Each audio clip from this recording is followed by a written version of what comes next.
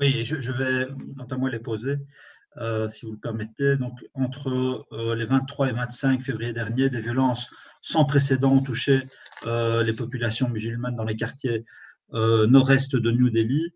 Les témoignages recueillis font froid dans le dos.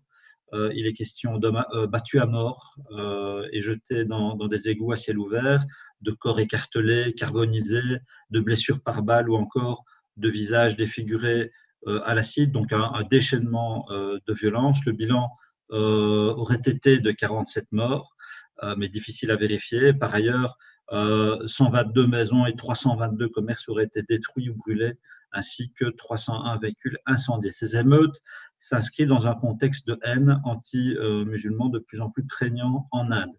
Et en décembre, le parti nationaliste hindou a fait d'ailleurs adopter une nouvelle loi de nationalité qui, comme vous le savez, régularise les réfugiés venus d'Afghanistan, du Pakistan ou du Bangladesh, à la condition que ces derniers ne soient pas musulmans. Ce texte a suscité un vaste mouvement de contestation à l'égard du Premier ministre Modi.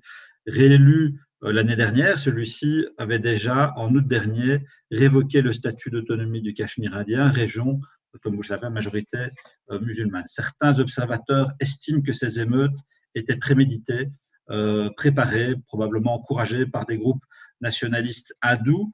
Et d'autre part, plusieurs victimes affirment avoir été visées directement par la police et les forces anti-émeutes.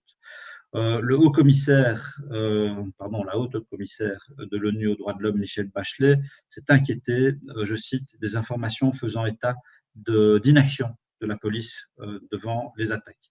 Et donc, Monsieur le Ministre, je souhaiterais vous poser les questions suivantes. Quelle est d'ailleurs d'abord votre analyse de la situation? Avez-vous pu vous entretenir avec l'ambassadeur d'Inde en Belgique ou avez-vous l'intention de le faire? Et enfin, quelles sont les positions défendues sur ce point par la Belgique au sein de l'Union européenne et du Conseil de sécurité des Nations unies? Je vous remercie.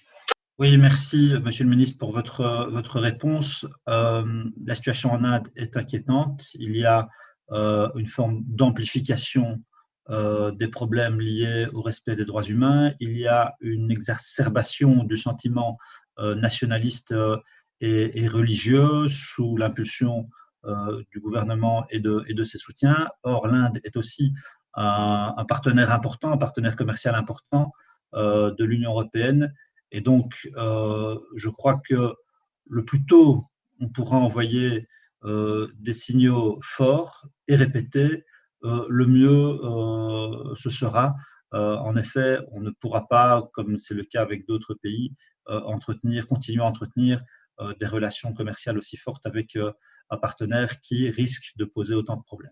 Je vous remercie.